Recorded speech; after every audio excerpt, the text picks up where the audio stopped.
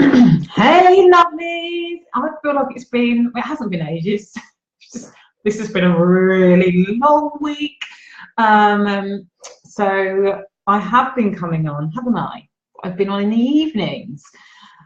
Anyway, I wanted to pop on right now because hey Ray, hey Susan, hey Yvonne. I've just had a really interesting, inspiring, amazing conversation with a lady who is considering signing up. She's the next client actually, signing up as a VIP for the Limitless Life Experience, which is exciting.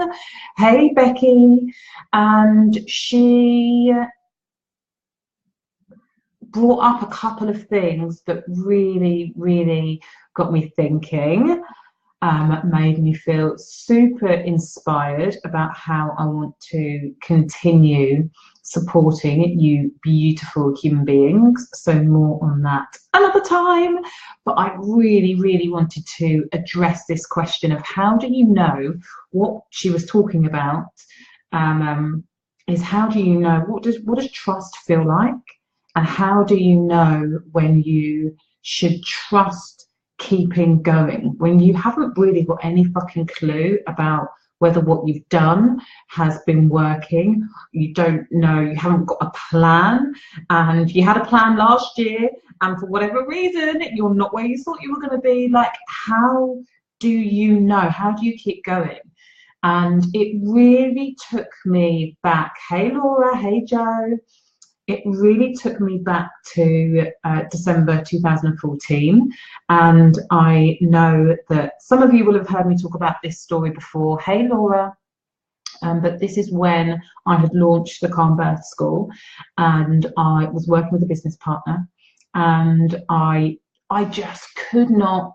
It was not working for me to work with clients face to face with hypnobirthing anymore. I found the whole thing really stressful, getting the house clean, the kids and all of that.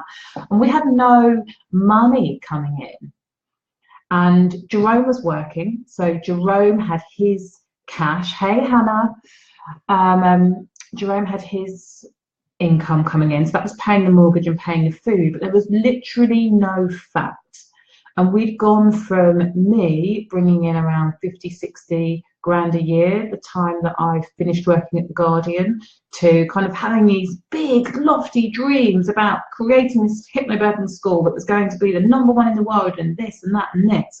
And the reality was we had one income. It felt really freaking tight every single month, and it was painful. And it was Christmas, and we were just like, how are we going to pay for the Christmas presents? Because his money literally covered the bare essentials. And I did not know. I had a dream and I had a vision, but I did not know.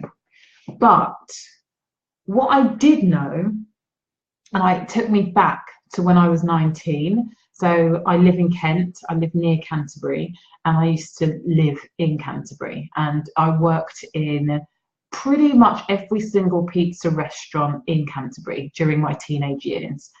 And because I left school with before I did my A-levels, in terms of my career prospects, and because I was a very good pizza restaurant waitress, I was looking at becoming a manager of a pizza restaurant. And when I thought about that, my heart would just fall through the floor. It was like, this cannot be my destiny. And so when I was faced with the prospect of potentially becoming a pizza restaurant person, I left. I went to Ibiza.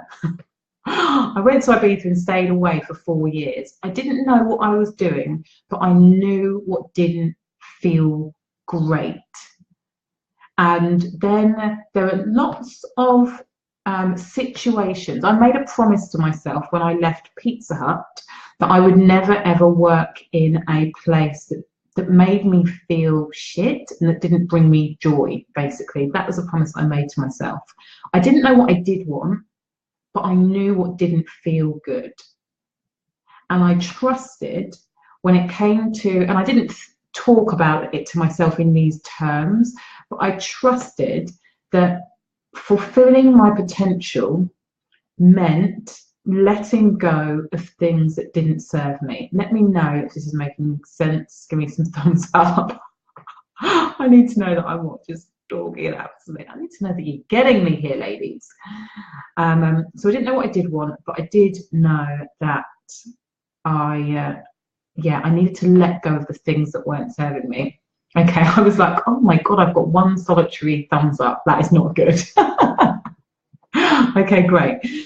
And then when I left The Guardian, I loved working at The Guardian, but I knew that I wanted more. I didn't know what more was, what it was going to look like. But I knew that working at The Guardian, and again, becoming the CEO or becoming the managing director or whatever, that did not fill me with joy. That was not me living into my soul's purpose. Again, I wasn't using this language at the time, but I knew that I had to let it go, even though it didn't make sense.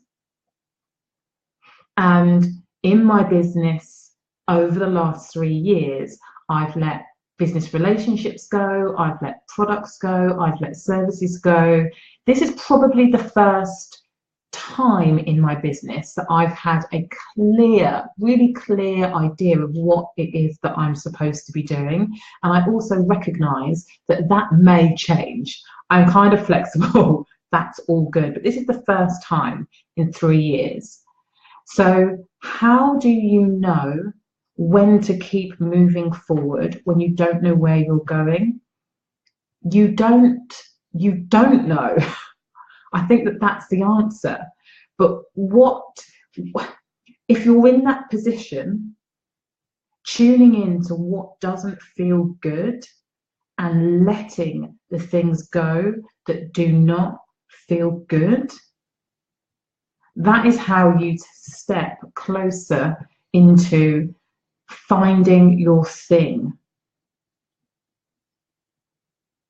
And that's trust.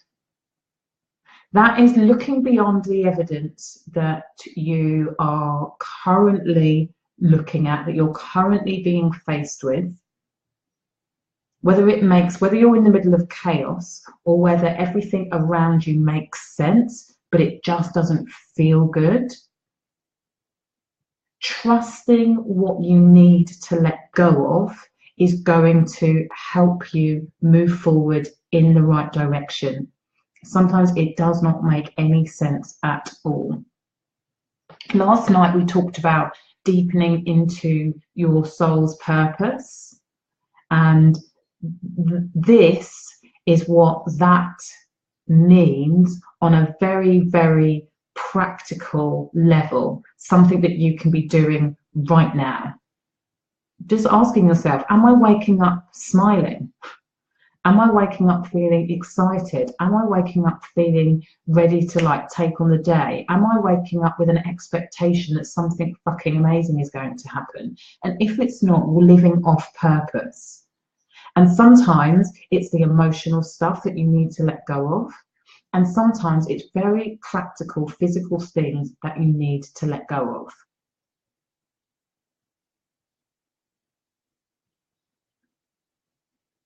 Trusting that you are where trust starts for me.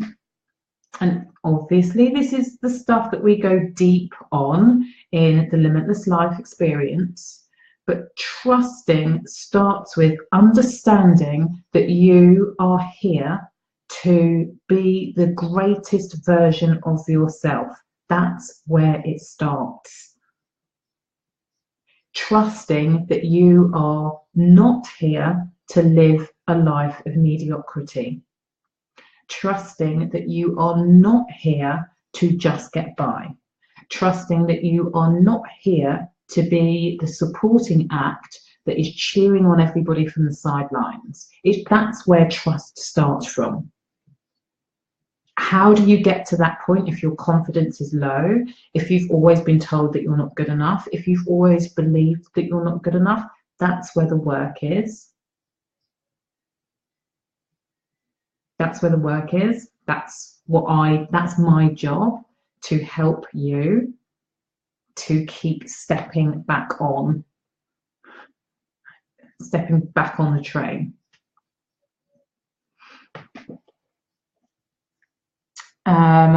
Becky's just saying, I'm not great at understanding what I want. I know what I don't want though, so this is great to hear. Yep, great. And she's on the thread, someone was saying that they were not clear about what they want for their business in LLE, and was it appropriate for them if they weren't 100%. And what I was saying to them is that the first 4 weeks is about helping you understand what it means to connect to yourself and your deepest desires and get that clarity. So for those of you who are like, oh, LLE sounds really, really good, and obviously are liking this stuff, if you're liking this stuff and feel like LLE feels good, but you're not 100% sure because you don't have the clarity, the type of questions and conversations that we have, particularly in those first 4 weeks, are all about helping you find that clarity. Joe, oh my God, Susie, I feel excited and sick. Good, good, my lovely. So I need to hear this. Becky, I'm going to spend a fortune on train tickets hopping on and off. My train's free, baby. My train is free. Right, so I hope that that is useful. Ladies, lovely ladies, people who are watching this on the replay, the doors are open to LLE until next Wednesday. I have a 12-month payment plan now, so £99 a month.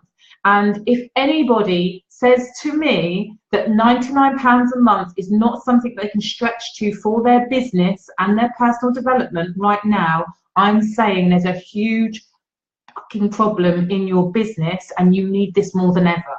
So find the first £99 and step up. If the program is calling to you and you love the way that I have been coaching you over the last week, even since the start of the year, then really, really sort it out. I cannot make this any easier for you.